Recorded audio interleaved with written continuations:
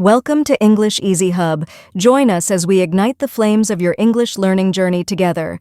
Please subscribe to watch and embark on your English learning journey. Don't miss out on the exciting content. In this in-depth conversation, Andy seeks guidance on how to effectively use role-playing as a method to accelerate English fluency. The discussion explores the unique advantages of role-playing over traditional learning techniques, such as its ability to simulate real-life scenarios and promote active, contextual language use. Andy also raises concerns about balancing fluency and accuracy, staying motivated and overcoming learning plateaus, while the teacher provides practical strategies, tips, and personal experiences to address these challenges. Hi, teacher. I've been diving into the concept of roleplay for quick English fluency, and it seems like an effective method. Can you explain why role-playing works so well for improving language fluency compared to other techniques?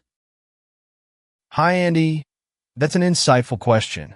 Role-playing is particularly powerful because it simulates real-life communication scenarios, which forces you to think and respond in the moment.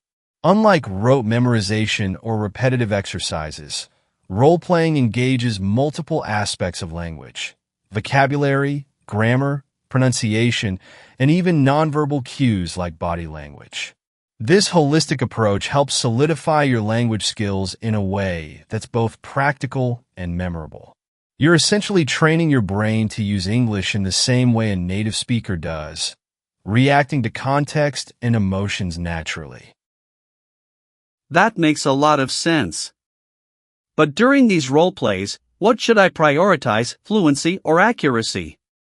Should I be more concerned about getting my message across or making sure my grammar is perfect? Prioritizing fluency is often more beneficial, especially at the beginning. The goal is to communicate your ideas clearly, even if it means making some grammatical errors. Fluency involves speaking smoothly and naturally, which is crucial for real-life conversations. However, as you become more comfortable with role-playing, you should gradually pay more attention to accuracy. Think of it as a progression. Start with fluency to build confidence, and then refine your accuracy as you advance. Remember, mistakes are an essential part of learning, so don't be afraid to make them during your practice. I see. It's good to know that making mistakes is part of the process. How can I make my role plays more effective? Are there specific strategies or techniques I should follow during these sessions to maximize my learning? Absolutely. There are several strategies you can implement. First, make sure your scenarios are realistic and relevant to your daily life or future goals. For instance, if you're preparing for a job interview, role-play different interview questions and answers. Second, diversify the roles you play. This will expose you to different vocabulary and language structures. Third, incorporate emotional context. Don't just say the words, but express them with the appropriate tone and body language. This adds an extra layer of realism and helps you practice the emotional nuances of communication. Finally, always debrief after each session. Reflect on what went well, where you struggled, and how you can improve next time. Those tips sound very practical. Sometimes, though, I struggle with coming up with good scenarios. Do you have any suggestions for scenarios that are particularly effective for practicing English? Certainly. The key is to choose scenarios that mirror the situations you're most likely to encounter. For everyday English, you might practice ordering food at a restaurant, asking for directions, or making small talk with a stranger. For professional English, role-play scenarios like giving a presentation, negotiating a contract, or handling a customer complaint. If you're interested in more advanced practice, try debates on current events or discussing complex topics like technology or culture. The idea is to challenge yourself with a variety of situations that push you to use different language skills. Those are really useful examples. I've read that role-playing with a partner can be more beneficial than practicing alone. How important is it to have a partner, and what should I do if I don't have one available? Having a partner can certainly enhance your role-playing sessions. A partner introduces unpredictability, responding in ways you might not expect, which mirrors real-life conversations more closely. This unpredictability forces you to think quickly and adapt, which is excellent for developing fluency. If you don't have a partner, though, don't worry. You can still be effective by practicing both roles yourself. Record your sessions so you can listen back and critique your performance. You can also join online language exchange platforms to find practice partners. Engaging with native speakers or other learners can add variety and challenge to your practice. Recording sounds like a great idea. How should I go about analyzing these recordings? What should I focus on when reviewing them? When reviewing your recordings, start by assessing your fluency. Listen to how smoothly you're speaking and whether you're able to maintain a natural flow of conversation. Next, pay attention to pronunciation and intonation. Are you stressing the right syllables? And does your tone match the context of what you're saying? Then, look at grammar and vocabulary. Are there recurring mistakes or areas where you could use more precise language? Also, consider your use of filler words and pauses. Are they natural, or do they interrupt the flow? Finally, if possible, get feedback from someone else, as they might notice things you've missed. That's really comprehensive advice. I sometimes find it difficult to stay motivated, especially when I'm practicing alone. Do you have any tips on how to maintain motivation and keep practicing regularly? Motivation can definitely wane, especially when you're practicing solo. One way to keep yourself motivated is by setting small, achievable goals for each session. This gives you something concrete to work toward. Additionally, keep your practice sessions varied and fun. For example, incorporate role plays based on your interests or hobbies, or use props and costumes to make the scenarios more engaging. Another technique is to track your progress over time. Seeing how much you've improved can be a powerful motivator. You can also reward yourself after reaching certain milestones. And don't forget the bigger picture. Remind yourself why you're learning English and how these skills will benefit you in the long run. Those are some creative ways to stay motivated. I'm definitely going to try incorporating more variety into my sessions. But how will I know if I'm truly improving? What signs or milestones should I be looking for?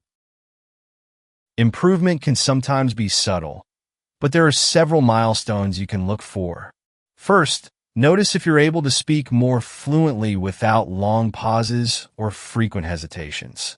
Another sign is when you start thinking in English during role play rather than translating from your native language. Additionally, if you're able to handle more complex scenarios or switch between different roles with ease, that's a great indication of progress.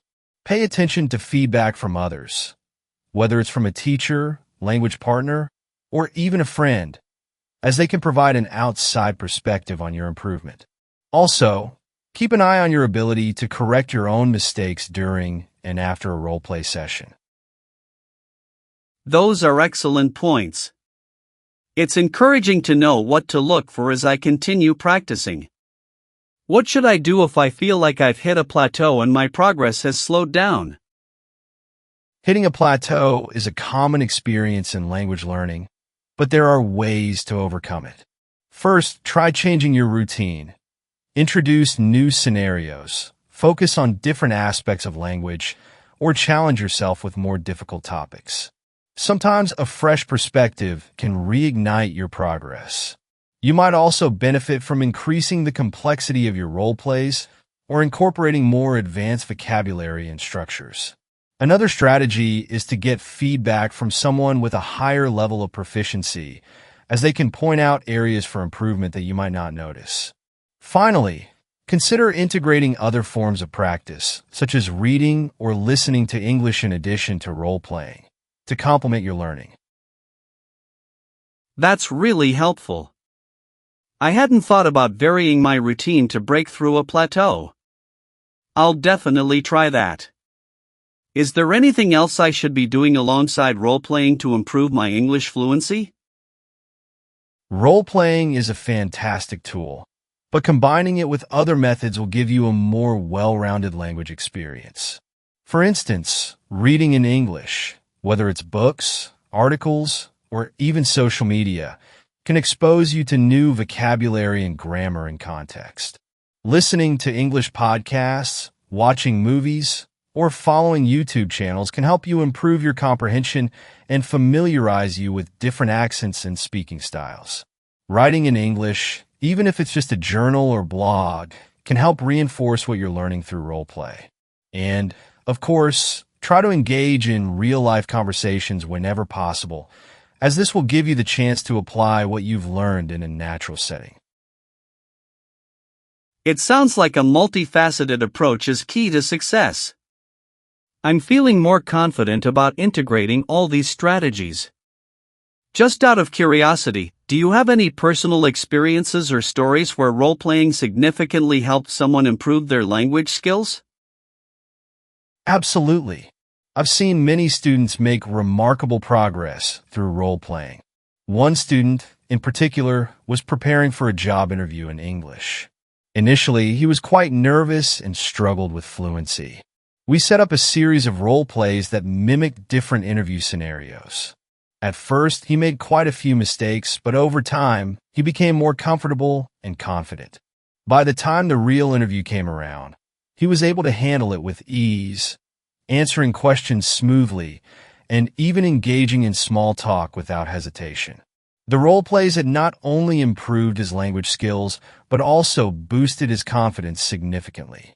This experience reinforced my belief in the power of role play as a learning tool. That's an inspiring story. It's amazing to see how effective role-playing can be in real-life situations. I'm really excited to start applying all of these techniques and strategies. Thank you so much for all your guidance and insights, teacher. You're very welcome, Andy. I'm glad to hear you're feeling inspired and motivated. Remember, language learning is a journey, and every bit of practice brings you closer to fluency. Keep experimenting with your role plays, stay consistent, and don't be afraid to push yourself outside your comfort zone. I'm confident that with dedication and these strategies, you'll see significant improvement. Good luck, and don't hesitate to reach out if you need more advice along the way. This conversation highlights the transformative potential of role-playing in language learning, emphasizing its ability to enhance fluency, boost confidence, and provide a holistic approach to mastering English. The teacher's insights stress the importance of consistency, reflection, and a balanced focus on fluency and accuracy. By incorporating varied scenarios, engaging in self-assessment, and integrating additional learning methods, learners like Andy can effectively use role-playing to break through language barriers and achieve significant progress. The dialogue concludes with a strong emphasis on the value of experimentation, persistence, and leveraging role-play as a dynamic tool in the journey toward English fluency. Thanks for watching. Remember to subscribe, like, comment, and share to keep the English learning journey alive.